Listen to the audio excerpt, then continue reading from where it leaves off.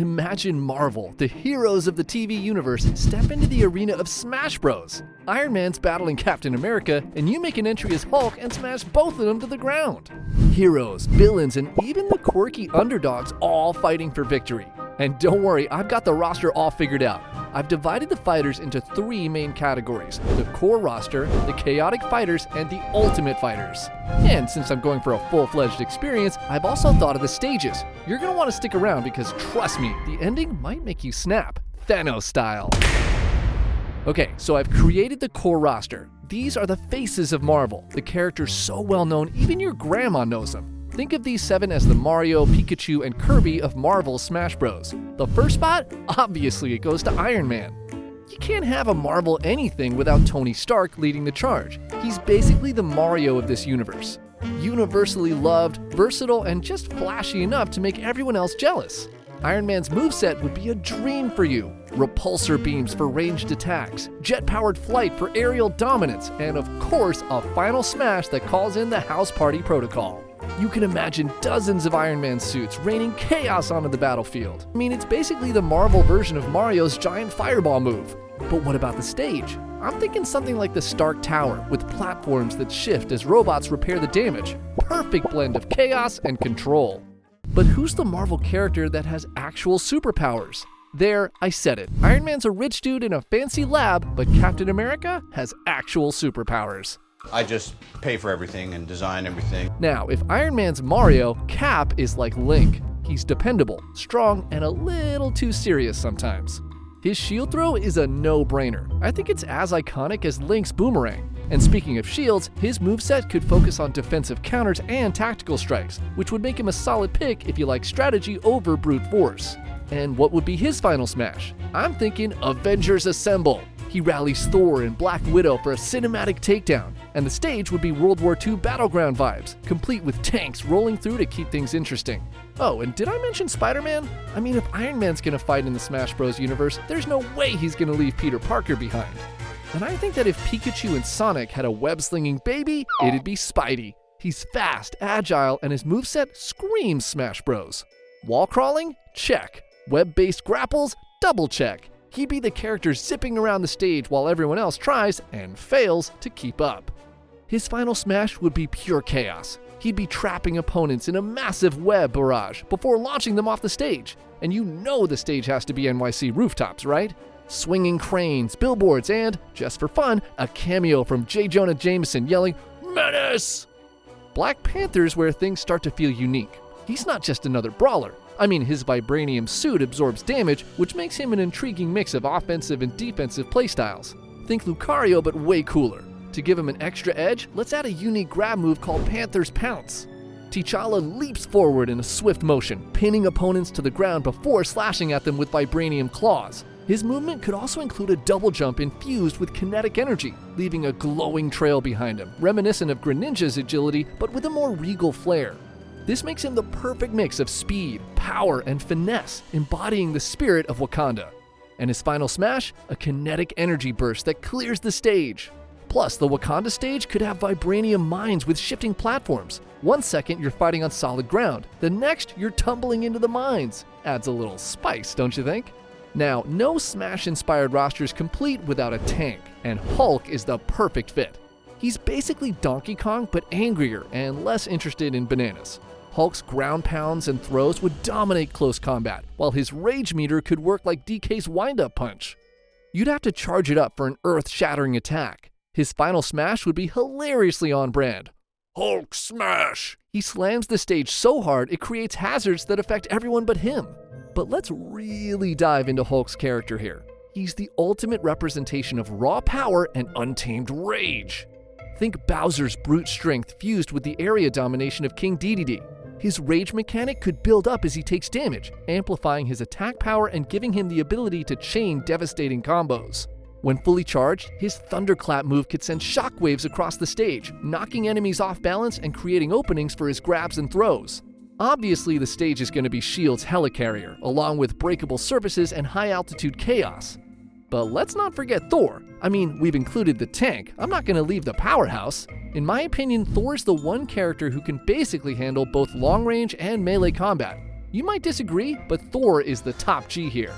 He's the Captain Falcon of this roster. He's fast, flashy, and devastating in the right hands.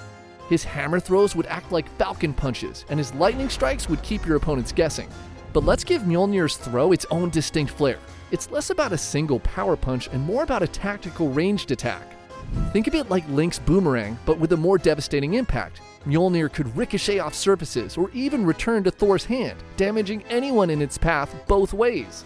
This keeps opponents constantly on edge, trying to predict where the hammer will strike next. The combination of close quarters combat and strategic ranged attacks makes Thor a well-rounded powerhouse. Thor's final smash is pure fan service. He'd be summoning a massive lightning storm while shouting, "Bring me Thanos!" And his stage would obviously be Asgard's Rainbow Bridge, with colorful shifts and a portal that teleports you mid-fight. And to round out the core roster, I want to include Black Widow. She's the chic of this lineup. If you disagree, let me remind you that she's quick, precise, and all about combos. Her grappling hooks and gadgets would make her a nightmare for your opponents if they prefer slow, heavy hitters. And her final smash would be a Red Room-inspired stealth assault that takes out enemies before they even realize what's happening. If it were up to me, I'd make the stage something like the infamous Red Room, with dynamic lighting and traps that force you to stay on your toes. But if you think this is already overpowered, wait until we get to the next level, the fighters who take things up a notch. These are the characters who may not always hog the spotlight, but pack enough punch to keep the gameplay spicy. Think of them as the Luigi or Samus of the Marvel Universe. Sure, they might not have the same star power as Iron Man or Spider-Man, but when you pick them, the chaos is chef's kiss. For example, Doctor Strange. This guy's the definition of trickster, but with a PhD in reality-bending chaos. If Zelda and Bayonetta fused into one character and spent a semester at Hogwarts, you'd get Strange. His moveset would be all about teleportation, creating portals to fake out enemies and conjuring magical projectiles. Imagine hitting an opponent only to have them portal off the stage by accident. Classic Strange. For his final smash, he would use Dormammu, I've come to bargain. A looped cinematic that deals damage while everyone else is stuck in an endless time spell. And he would do all of this in the Sanctum Sanctorum, with shifting walls and mystic traps popping out of nowhere. Moving on to Ant-Man, you know he'd be the troll pick of the roster. I mean, he can shrink to dodge attacks and then grow into a giant to stomp your opponents off the stage. Ant-Man would be that character you hate fighting because he's everywhere. His size-changing antics would keep your opponents guessing, and his final smash would bring in the Quantum Realm, which would suck your opponents into a whirlwind of chaos before sending them flying. But he wouldn't just rely on size-changing tricks. His moveset would also include unique projectile options like tossing shrinking discs or enlarging random objects mid-fight, which could act as unpredictable hazards. For defense, he could summon a swarm of ants to act as a temporary shield, which would block incoming attacks while stunning nearby opponents. In terms of combos, his size-changing abilities could let him chain attacks creatively, like shrinking to slip under an opponent's guard, landing a flurry of punches, then growing giant for a finishing smash. And there's no stage. He's fighting in a backyard battle, complete with oversized soda cans and ants crawling across the screen. And then there's Scarlet Witch. Wanda's that character who terrifies you the second you see her on the loading screen. She's the Ness of this roster. She's psychic, unpredictable, and absolutely broken in the hands of a skilled player. Her hex magic would mess with the controls of your opponents while reversing movements or slowing them down. To finish off, she'd whisper, "No more smash," and temporarily disable everyone else's abilities while she unleashes destruction. Her stage would be Westview, with the town shifting between sitcom decades mid-fight. Tell me that wouldn't be iconic. Falcon is up next. He's basically another Smash's version of Captain Falcon because he's fast, aerial, and flashy. You could use his wings for insane recoveries, while his drone, Red Wing, could assist with ranged attacks.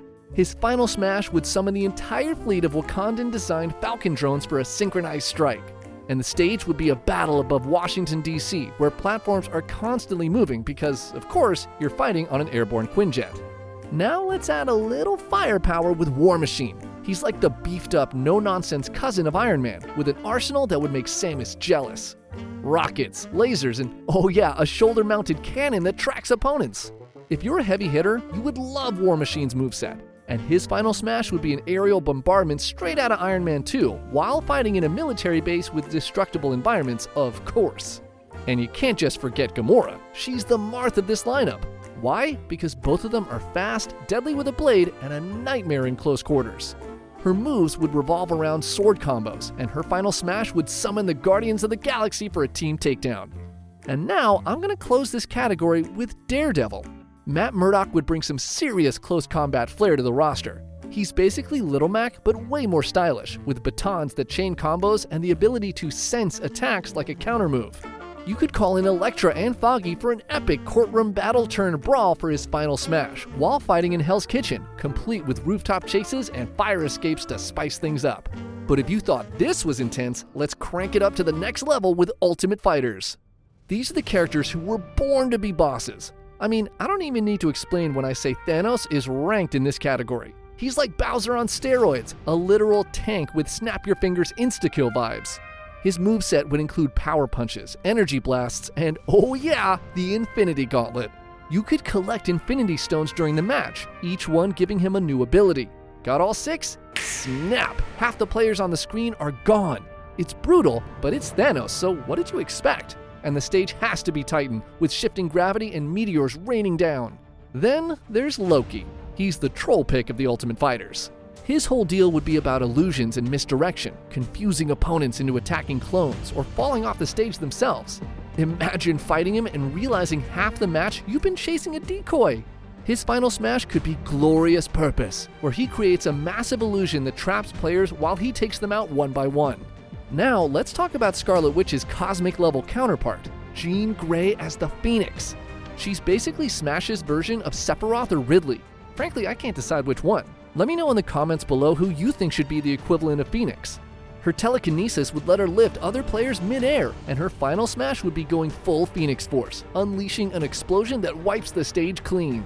Hela is another no-brainer. She's Marvel's answer to Ganondorf, with pure power and a gothic flair. Her moveset would involve summoning blades, creating deathly shockwaves, and straight-up bullying anyone who gets too close. During her final smash, she would resurrect an army of undead warriors to overwhelm the stage.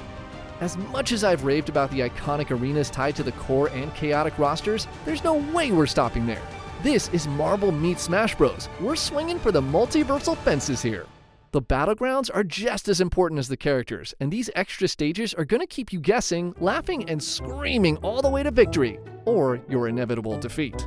Let's start with the Daily Bugle. You thought NYC rooftops were chaotic? Imagine scaling the Bugle itself, complete with collapsing scaffolding, breakable windows, and J. Jonah Jameson himself yelling at you from his office window. "I want pictures of Spider-Man!" he screams as you accidentally launch an opponent into his desk, scattering newspapers everywhere. And because we need to spice things up, the stage constantly shifts. One moment you're on the rooftop trying to avoid falling antennas, and the next you're fighting in the printing press room where conveyor belts full of newspapers could carry you right into danger. But let's move out of the city and take a detour to Kamar-Taj. This temple is a mystical maze of shifting platforms, spinning relics, and doors that randomly open to portals leading to who knows where. One second you're mid-combo, the next you're falling through a portal into the mirror dimension, where everything flips upside down. Oh, and don't get too comfortable with the stage's layout. Every so often, Wong shows up and reconfigures the entire arena just to mess with you. That's right, you're fighting the stage and your opponents. You're welcome. I can imagine myself playing as the Scarlet Witch and destroying Kamar-Taj. Now, for something completely out there, the Quantum Realm. If you thought the backyard battle from AntMan was quirky, this is next level bizarre. The stage is alive. Platforms shrink and grow as you fight. Floating islands phase in and out of existence, and glowing orbs randomly explode when struck. To make things more interesting, time itself moves unpredictably. Sometimes it slows down, giving everyone a chance to savor those devastating combos in slow motion. Other times, it speeds up so fast you're KO'd before you even realize what hit you. And the backyard is pure trippy glory, with swirling lights and shapes that'll make you question if you're still playing a game or accidentally meditating. Alright, who do you think deserves a spot? Did I miss your favorite Marvel hero or villain? Drop your dream picks in the comments below. Now, if you'll excuse me, I need to start designing the Marvel vs. Smash Bros. Ultimate cover art. Well, it's just going to be Howard the Duck front and center.